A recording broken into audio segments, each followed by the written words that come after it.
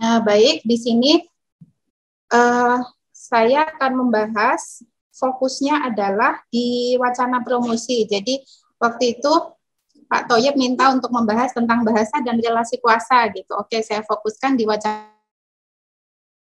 promosi karena kita sehari-hari tidak bisa lepas dari promosi atau iklan. Itu di mana-mana kita melihat ada iklan ya di mana-mana. Jadi daripada saya kesel, maksudnya lihat iklan belanja daripada saya kesel, ya udah deh saya analisis aja gitu. Jadi supaya menghibur diri juga biar nggak terperdaya oleh iklan-iklan tersebut, tapi saya manfaatkan juga.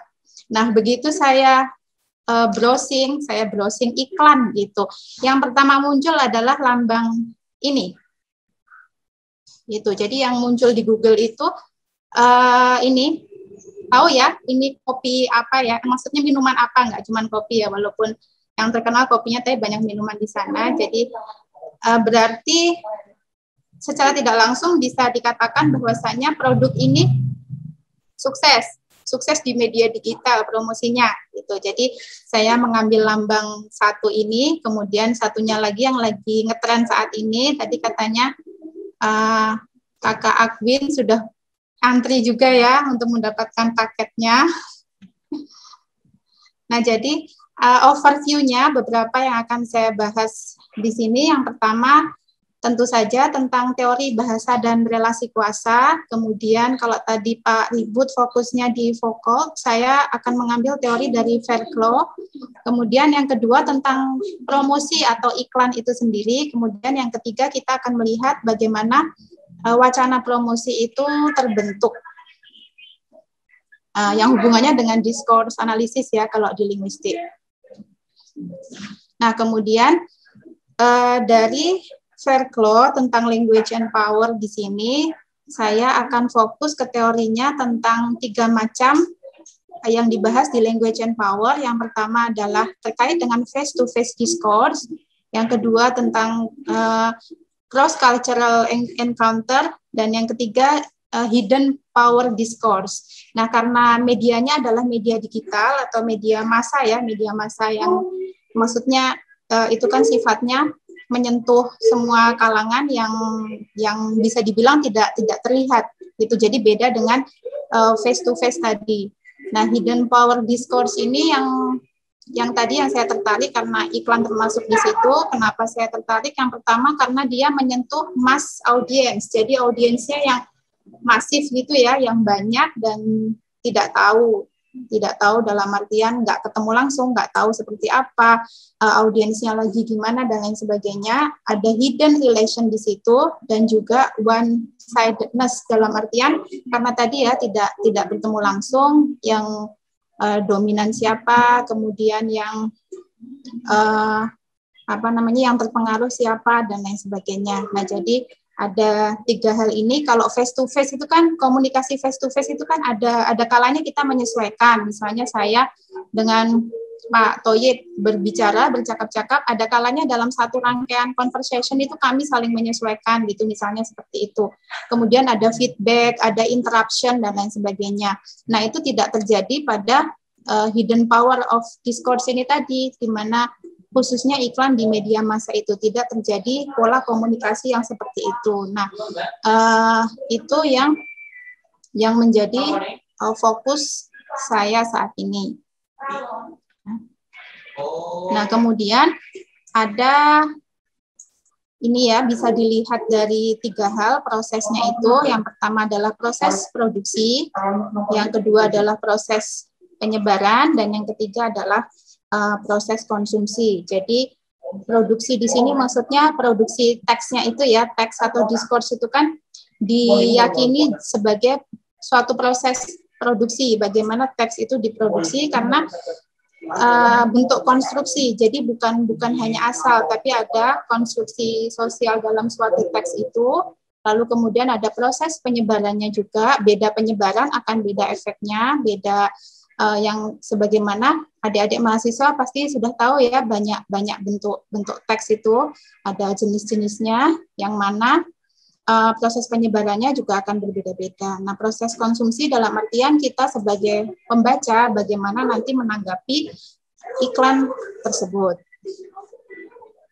Nah, sebelum ke wacana itu sendiri, kita akan melihat apa sih sebenarnya iklan itu. Iklan itu apakah proses mempromosikan suatu barang atau apa gitu ya. Saya ambil beberapa ini ya, idea about advertising dari bukunya Greenfield tahun 95. Di sini ada beberapa pengertian, beberapa pendapat atau idea tentang iklan.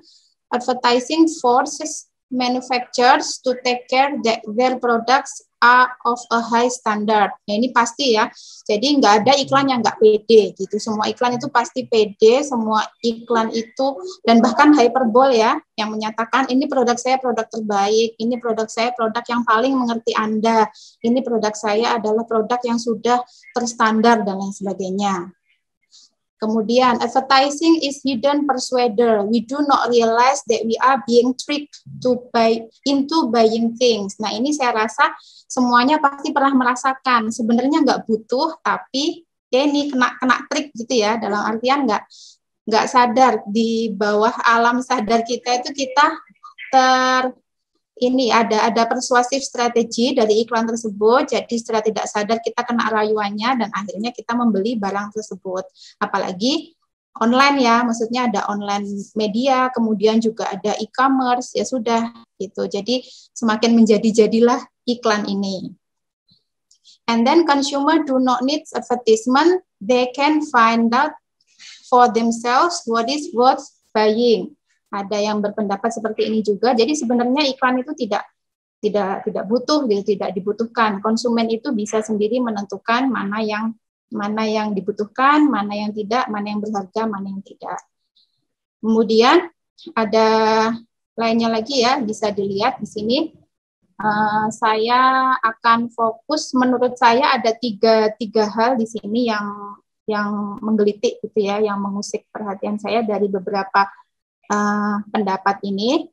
Jadi ini yang pertama, hidden persuader, ini yang menurut saya sangat pas dengan kategori iklan itu yang secara tidak langsung merayu kita untuk membeli, padahal tadi ya tidak butuh, misalnya seperti itu. Kemudian, sell idea, not product. They sell freedom, masculinity, seduction, not cigarettes, car, or perfume. Nah, jadi iklan itu juga secara tidak langsung ya, tidak hanya produknya saja yang dijual, tapi ada ideologi yang dijual. Nah, di sini kenapa tadi power juga berpengaruh dalam suatu teks. Nah, bagaimana kemudian para copywriter, jadi yang menulis iklan itu disebut copywriter ya, bagaimana copywriter itu kemudian membuat kalimat se-efektif mungkin supaya menimbulkan ini tadi, pemahaman-pemahaman tertentu atau ideologi-ideologi tertentu. Kalau zaman saya dulu, iklan Axe ini terkenal sekali. Jadi yang di situ ingin membentuk bahwasanya cowok kalau sudah pakai Axe itu pasti maskulin. Pasti banyak cewek-cewek yang tertarik gitu. Nah, ini ilustrasinya seperti ini. Itu mbaknya kan sampai nggak sadar bensinnya itu sampai tumpah-tumpah gitu karena terpesona oleh ketampanan cowok yang pakai Axe itu. Nah, begitu juga yang cowok ini juga terpesona karena ini kebetulan Axe-nya ada dua ya, for him dan for her. Jadi sama-sama tidak sama-sama terperdaya dengan kecantikan, ketampanan, maskulin dan lain sebagainya. Nah, jadi bukan hanya menjual produknya, tetapi ada nilai-nilai tertentu yang ingin ditransfer oleh copywriter ke konsumen atau calon konsumen melalui bahasa-bahasa yang diproduksi, yang digunakan dalam iklan tersebut. Nah, kemudian satu lagi ini, jadi iklan itu juga nggak jelek-jelek amat gitu ya, nggak hanya membuat kita belanja gitu juga enggak, tetapi juga fungsinya adalah influence society positively and help to bring about social change. Karena tadi iklan itu diyakini punya teknik persuasi yang mengena gitu, maka ada beberapa iklan yang dia juga ada kampanye di situ. Misalnya iklan saya ambil ini ya, salah satu iklan deterjen ya, berani kotor itu baik. Nah, jadi di situ secara tidak langsung tuh kalau nggak tahu kalau adik-adik sekarang tahu nggak iklan ini. Kalau zaman saya dulu terkenal, maksudnya berani kotor itu baik, itu salah satu tagline yang diambil oleh deterjen ini. Jadi kalau anak-anak, biasanya ibu-ibu kan resah kalau anak-anaknya main di lumpur, kalau anak-anaknya main ikut bantuin ibunya masak atau apa. Nah, jadi secara nggak langsung iklan ini bilang, kalau anak-anak Anda aktif main kotor-kotor, nggak masalah Bu, nanti masalah kotoran saya aja deh yang bersihin, gitu. Secara nggak langsung tuh Rinso mau bilang gitu ya. Jadi yang ini kemudian banyak ibu-ibu yang mulai terpengaruh juga, terpengaruh baiknya, dalam artian, nggak apa-apa kalau lihat anaknya main-main kotor-kotoran gitu, sudah ada yang bilang, nggak apa-apa, berani kotor kan baik, gitu, misalnya seperti itu. Nah, jadi ini tiga hal yang saya tadi dari beberapa pengertian tadi yang saya tekankan, yang saya highlight tentang bagaimana iklan itu, proses produksinya, dan juga sampai tadi mengena ke kita ya. Yang pertama itu yang membuat kita secara tidak langsung membeli, yang kedua yang sell ideas, dalam artian ada ideologi terselubung di situ, kemudian satu lagi adalah yang bisa mempengaruhi kita dalam hal-hal positif, misalnya ini tadi. Kemudian yang lainnya banyak ya, misalnya iklan Pantene. Nah, kalau saya sih suka memperhatikan iklan-iklan gitu, nggak tahu kalau adik-adik suka apa tidak. Jadi kalau Pantene itu misalnya dulu kan bintang iklannya Anggun gitu ya, Anggun C. Sasmi maksudnya. Yang baru itu ada yang bintang iklannya Maudy Ayunda, kemudian ada siapa itu, Najwa Shihab, kemudian ada Direktur MRT ya kalau nggak salah siapa, kemudian ada yang rambutnya warna-warni itu siapa namanya. Nah, jadi rambutnya itu sudah tidak lagi yang hitam panjang gitu ya, tetapi dengan berbagai macam profesi gitu, ada yang reporter, ada yang artis tapi dengan mementingkan pendidikan seperti Maudy Ayunda ya yang kemarin baru wisuda gitu. Jadi di situ ada tagline rambutmu kekuatanmu, itu juga salah satu bentuk bagaimana Pantene mempengaruhi konsumen atau calon konsumen untuk tadi ya nilai-nilai sosial supaya mereka juga tidak hanya memandang kecantikan sebatas rambut yang lurus, yang indah, yang hitam misalnya gitu. Jadi apapun bentuk rambutmu itu kekuatanmu dan itu membuat kamu cantik secara tidak langsung seperti itu. Nah, kemudian dari sini misalnya kita lihat ya, bagaimana tadi ya bahasa-bahasa dalam iklan itu dengan segala macam kekuatannya yang powerful, bahasanya yang powerful itu paling enggak kita lihat dari namanya, dari nama produknya ya, misalnya nama produknya itu kira-kira nama produknya mengena enggak sih itu. Kenapa namanya Wardah? Itu Wardah ini sampai ada warna ya, maksudnya jadi warna yang kehijau-hijauan itu disebut warna Wardah gitu. Nah, berarti kalau menurut saya sih perusahaan ini mengambil nama itu sukses gitu, sukses mempengaruhi masyarakat sampai kemudian tertanam bahwasanya ada produk kecantikan yang mereknya Wardah, namanya menjual, kemudian ada pesannya di situ, ada pesan yang disampaikan oleh Wardah yang memang tagline-nya kan lebih ke kosmetik yang halal ya. Jadi yang kalau adik-adik di UIN mungkin sudah nggak asing dengan kosmetik halal gitu, tetapi dia juga ingin menjangkau yang lain misalnya yang tidak berjilbab gitu ya, makanya juga ada duta atau ambasador Wardah yang tidak berjilbab juga. Jadi halal itu bukan hanya untuk muslimah gitu ya, bisa semuanya bisa pakai. Kemudian ada message, ada kata-kata di situ ya, misalnya ada di situ praktis beraktivitas dengan lipstik tahan lama seharian. Kemudian ada lambangnya tahan 12 jam misalnya, one swipe coverage. Jadi sekali poles itu langsung coverage itu jadi semacam menutup itu ya, istilahnya apa ya, kalau bibir warnanya menutupi bibir dengan sempurna misalnya gitu. Kemudian captionnya gitu. Jadi iklan maksudnya kalau gambar aja tanpa caption menurut saya juga nggak jalan. Jadi itulah kenapa sekali lagi bahasa itu kita butuhkan untuk iklan ya, untuk wacana promosi ini karena untuk mempengaruhi tadi. Nah, kemudian misalnya kita bandingkan dengan produk Sari Ayu. Sari Ayu ini sudah terkenal dengan temanya yang keindonesiaan gitu. Jadi saya ambil contoh ini ya, inspirasi Sumba. Nah, ini kan sudah beda. Ada ideologi yang ingin disampaikan yang berbeda dengan Wardah tadi. Itu yang saya yakin kalau adik-adik mahasiswa pasti lebih tahu Wardah itu, kalau pakai Wardah itu kesannya gimana, kalau pakai Sari Ayu kesannya gimana gitu. Dan ini dua ya yang saya bandingkan, tapi nanti bisa kalian bandingkan sendiri dengan banyak kosmetik.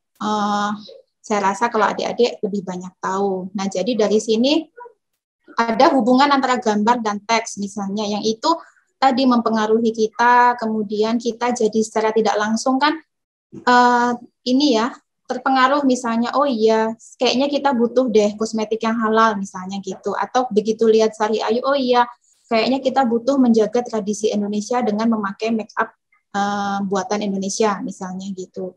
Kemudian pemilihan nama yang menjual tadi ya, seperti saya katakan Wardah itu sampai sekarang siapa sih yang nggak kenal Wardah gitu, sampai kemudian ada jenis warna yang kehijau-hijauan itu yaitu disebut warna Wardah gitu, padahal sebenarnya kan merek kosmetik ya. Kemudian bentuk kalimat pun juga mempengaruhi gitu. Misalnya Sari Ayu pada iklan tahun 90-an gitu, nggak ada kata auto cantik gitu, nggak ada. Tapi karena ini iklan sekarang yang menjangkau anak-anak zaman sekarang, maka ada kata-kata auto cantik gitu ya, dengan function make up gitu. Auto cantiknya dibesarkan gitu. Jadi kalau ini kebetulan pakai statement gitu, nanti kalau pakai question atau instruction itu akan beda juga pengaruhnya. Kemudian penggunaan pronoun, nanti ada contohnya. Kemudian penggunaan metafora, nah pasti metafora atau figurative language yang lain ya, karena tidak mungkin iklan itu menggunakan bahasa yang kaku, pasti ada bahasa-bahasa yang sifatnya figuratif seperti ini ya, metafora atau hyperbol dan lain sebagainya. Kemudian diksi, pasti diksi juga mempengaruhi. Kemudian ada pengulangan kata atau pengulangan gambar yang itu menekankan pada hal tertentu, atau kalau tadi misalnya kampanye tertentu. Kemudian ada fokus iklannya juga. Jadi fokusnya di buyer, di produk atau di seller, itu bahasa yang digunakan juga pasti akan berbeda. Nah, ini misalnya ini ya, misalnya word choice, kalau adik-adik mahasiswa misalnya ketika mendengar produk Wardah itu apa yang ditangkap itu, ketika mendengar Sari Ayu apa yang ditangkap, misalnya kalau Wardah itu Islami misalnya, kemudian elegan misalnya gitu, chic atau apa gitu ya. Nah, jadi secara tidak langsung setelah melihat dua iklan tadi gitu, kita sudah mempunyai mind map gitu ya di otak kita, itu Wardah itu begini hanya dari melihat iklannya, kita belum pakai produknya misalnya. Kemudian Sari Ayu itu begini, makeover itu begini, kemudian SK2 dan lain sebagainya gitu. Saya nggak hafal ya, kalian yang tahu. Jadi ini contoh dari kosmetik, bahwasanya masing-masing kosmetik punya value tersendiri, punya nilai tersendiri. Kemudian nanti bisa dibandingkan dengan produk yang lainnya. Nah, jadi fokus utama iklan menentukan bahasa yang digunakan. Nah, sekali lagi karena tadi ya, karena iklan itu butuh untuk dibeli, dia akan menggunakan bahasa yang tadi yang sesuai dengan fokusnya, sesuai dengan tujuannya. Nah, biasanya fokusnya tidak ini ya, ada fokus ke buyer, ke pembelinya. Misalnya ada iklan yang tagline teknologi yang mengerti Anda gitu. Jadi calon pembelinya ini yang disanjung gitu ya. Saya punya teknologi ini sangat mengerti Anda, ada fitur A, B, C dan lain sebagainya. Aduh, saya kayak jualan ya jadinya. Kemudian produk misalnya, dengan mengunggulkan produk, maka bahasa yang dipilih juga akan berbeda. Misalnya ada kalimat diproses dari bahan pilihan terbaik untuk menciptakan kualitas produk yang konsisten dari masa ke masa, misalnya gitu. Jadi ada produk yang sangat dijaga kualitasnya selama puluhan tahun, kemudian copywriter memilih untuk fokus ke produk dengan bahasa seperti ini. Yang harapannya tadi dengan kekuatan bahasa yang digunakan di sini ya akan dibeli gitu, karena memang tujuannya kan untuk dibeli ya kalau produk komersil itu. Kemudian fokus ke seller atau ke penjual dalam artian produsennya ya. Misalnya ada iklan shampoo nomor 1 di dunia. Nah, jadi dia akan fokus ke dirinya sendiri dalam artian ke pembuatnya itu supaya tetap ya dibeli gitu. Nah, kemudian jadi dari sini bisa saya simpulkan bahwasanya text are constructed. Teks itu dibuat dalam artian dibuat dengan tadi ya, dengan tujuan-tujuan tertentu. Teks are never ideology free, jadi pasti ada nilai-nilai yang ingin disampaikan, ada ideologi yang ingin disampaikan. Kemudian wacana promosi adalah paduan dari elemen verbal dan non-verbal. Jadi dalam menyampaikan bahasa-bahasanya, kekuatan-kekuatannya ada kekuatan verbal dan non-verbal yang itu kita melihatnya pada satu kesatuan ya, bukan yang terpisah. Kemudian ada kuasa tertentu yang menentukan bentuk wacana promosi karena pihak produsen itu kan punya tujuan masing-masing, jadi pasti dia punya power untuk membentuk wacana tersebut. Kemudian kondisi sosial menjadi indikasi untuk menentukan relasi kuasa. Jadi kondisi sosial dalam artian di community tertentu atau di tadi ya targetnya di mana untuk remaja, untuk dewasa, untuk orang tua dan lain sebagainya, itu ada power tadi yang akan disampaikan juga akan berbeda. Nah, ini sebagai penutupnya saya tampilkan iklan Nike yang femvertising ya. Jadi advertising yang fokusnya ke nilai-nilai feminisme di sini salah satu iklan Nike yang ada kampanye tersembunyi di situ. Jadi ini salah satu iklan yang menurut saya juga powerful juga. Nah, demikian penjelasan dari saya kembalikan ke moderator. Terima kasih untuk waktunya.